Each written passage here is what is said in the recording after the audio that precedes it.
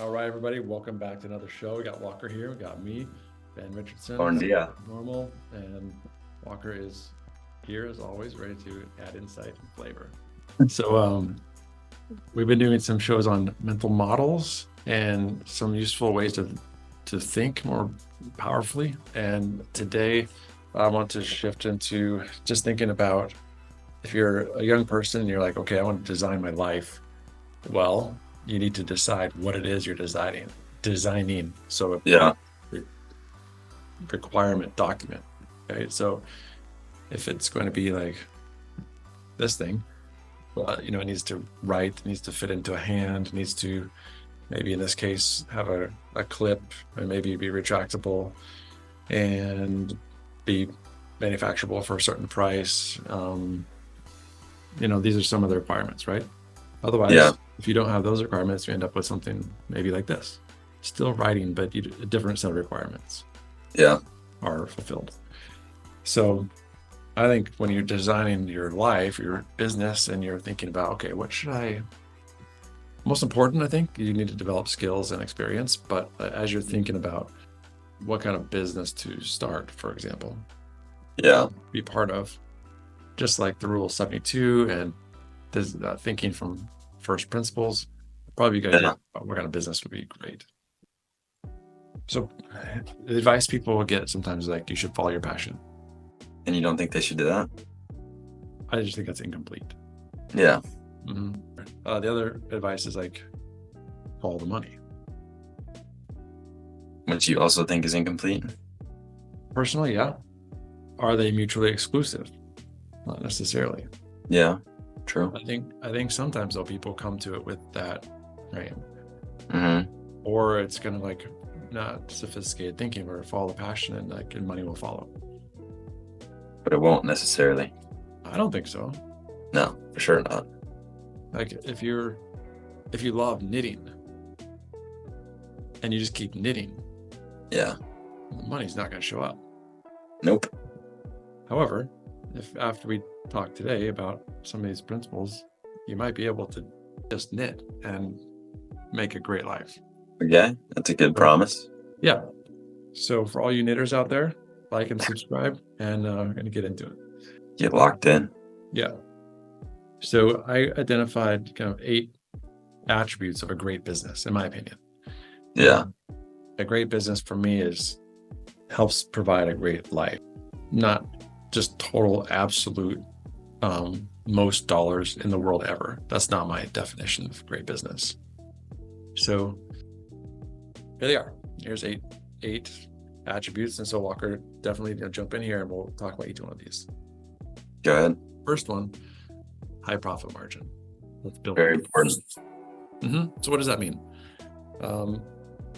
That means that the margins you're making on the sale of your product or service is much higher than the cost it takes to fulfill that service or product.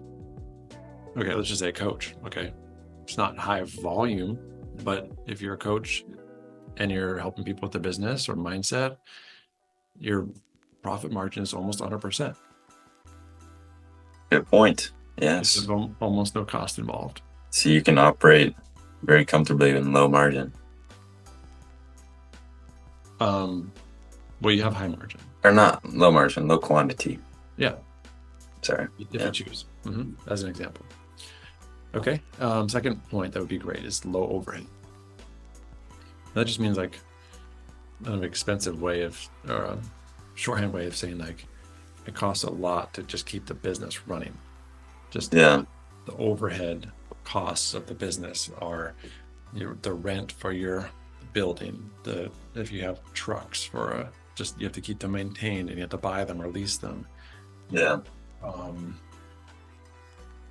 Power equipment that you have to maintain and service if you're a lawn care company. So like, okay, let's use lawn care. Yeah. A personal truck or a company truck. They have a trailer. They have machines they're using all day, every day that they're definitely wearing out, right? And the machines are using gas and they're using oil, and they have the little plastic strands for the weed whackers that you have to keep buying. Yeah. And the truck takes gas and the truck takes tires, and You have to pay every single person who's working. So, okay, in that case, like relative to a large corporation, it's not a lot of overhead, but percentage-wise, it is. You have a lot of overhead. You have a truck and equipment and gear. Maybe like other example, like I don't know, power company comes to mind. Like that's servicing the power lines. They have a fleet of trucks and a fleet of people and all sorts of gear to maintain everything. Yeah. Okay, so I think that's enough. Like a low overhead business would be, let's just say you are selling popsicles on the beach. Like you literally have yourself and a cooler. And if you stop selling, you don't have any costs. Like it's not always there. Yeah. So in some ways, that's kind of nice. Sell when you want and don't when you don't want. Kind of how coaching is. Yeah, a little bit. Mm-hmm. Okay, and then third principle here is low capital investment. And that would mean capital meaning money. It doesn't take a lot of money to get it going. If you are, let's just say, manufacturing physical products, especially if you're making them yourself and not just drop shipping or white labeling and putting a logo on something, it takes a lot of capital to make the investments to get the prices down and the quantities up and ship stuff over, and you got a team of people. So and you have to buy the machines sometimes, like you're telling me about Pudge. Right, yeah. So there's definitely overhead to get it going. Yeah. The other side of that is, well, that's maybe a barrier to entry for some people. So in some ways there's less competition and maybe that could be an advantage later. Yeah, I'm not saying anything about that. I'm just saying if you're a young person, you want to start a company, here's 8 qualities that make it awesome. Yeah. So yeah. So you can do it the other way, and it could be the difficulty can be a barrier for others, and I think that's great in some contexts. So, fourth, scalable. In my mind, I think it's scalable because everything's built on systems or technology. So you can be rewarded not just for the time you're putting in. Yeah. Every new customer that you're acquiring and servicing is not costing you the same amount every single time. Yeah. Let's think of an example. Like in the worst case example, you get more customers and you have to keep hiring more staff to keep servicing those customers. And then number 5 is the company is based on systems. So it kind of leads to scalable, but it's not having to figure something out every single time, but like the product is delivered the same way every time. The product is made every time. The service is delivered the same every time. There's automated, let's just say, automated emails that communicate with customers. You don't have to think. Everything's happening, and so you can add more people. And same with the scalability concept, it's not changing the workload. Has there been something that you systematized that was like, just a relief? Well, the one that comes to mind is manufacturing. Like you're literally building a system every single time. So that's kind of rewarding to like do all the work, find all the sourcing, put the people together, get the materials, design all the product packages, everything's specified, and you hit go on the production run, and 10,000 pieces come out exactly the same. So that would be impossible to make a profit if it wasn't systematized. Yeah. And so that's an example. Okay, number 6, it's a simple business, not complex. So like fewer moving parts, I think makes for an easier life than a lot of moving parts. That's a good point. Let's just say you have less employees. Yeah, or even let's just say you're like a content creator, social media content creator. You could just focus on Instagram, right? Or you could like also focus on YouTube and TikTok and LinkedIn and email and podcast and everything. Snapchat or whatever, yeah. And you might want to do all that, but it's more complex and you need more systems. And so it's useful to think about this and make a conscious decision about it instead of just adding complexity. Number 7, I like the idea of it being location independent. It's not demanding you be somewhere. I like that one a lot also. Mm-hmm. Yeah. That one's pretty self-explanatory. But if you have to be in a certain cube every single day from this time to that time, that's fine for and it locks you up. Yeah. Fine for a lot of people, but for me, it's not what I would prefer. Yeah.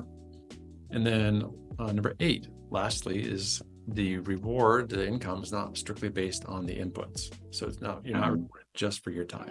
You're more rewarded. That's good. Yeah.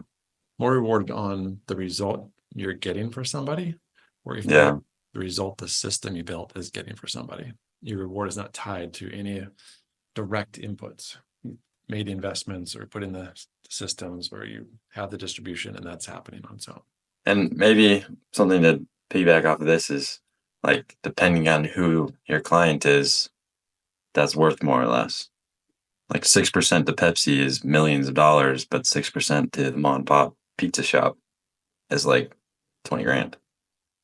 So you can get compensated very differently for who you provide the same service to in that scenario.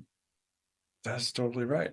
So we were on, that's kind of like almost another, not basically on input and effort. Well, it could be the same system, same framework, same effort, same input, different output. That's a good, that's actually good number 9.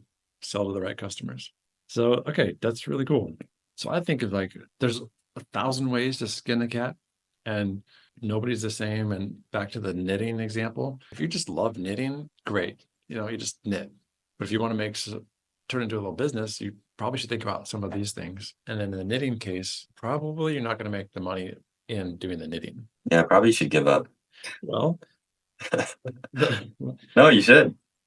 What if you created a community of knitters and you were just teaching people how to knit once a week? Then maybe you could have a happy little life. I mean, you could. I think if there's like $20 a month and you got 1,000 knitters, that's good, and it's simple, it's high margin, it's a community versus trying to sell, yarn. Yeah, that's a good point. Yeah. The point is like not the knitter example exactly, but like this can be applied to any sales. Some useful ways to think about your venture, but I think most important, efficiency should not override the desire to get experience and skills. You could spend like a year trying to design the perfect business with 8 criteria, but you actually don't have any skills to offer the world yet. Yeah. So like, go work somewhere for 3 months and have a software company or work with someone. Yeah. Keep pursuing your passions of coding, do some projects on your own and team up with other people, develop that skill. And then you will find ways to add value, create value in the world. And then you can start thinking about these kind of 8 ways to think about a business. Talking to a young person with less skills and experience yet, I think you should always prioritize acquiring skills and experience. It's kind of an absolute statement, but I think it's true. It's pretty wise, and I think people would agree. Yeah. So go get it. If like you want to try something, try it. And as you're doing that, keep your eyes open for everything going on around the thing that you're doing, and you'll see opportunities. Okay, I think we can leave it there. I like these little quick hitters with some useful frameworks for how to think about the world. Yeah. Also, these could be good things to throw in the next magazine, so they might be there. That's a great way to think about that. Yeah. Yeah. All right. Well, with that, click the link below. If you're a knitter, definitely subscribe and like. And grab the free magazine, then the link below at notnormal.com. And see you guys on the other side.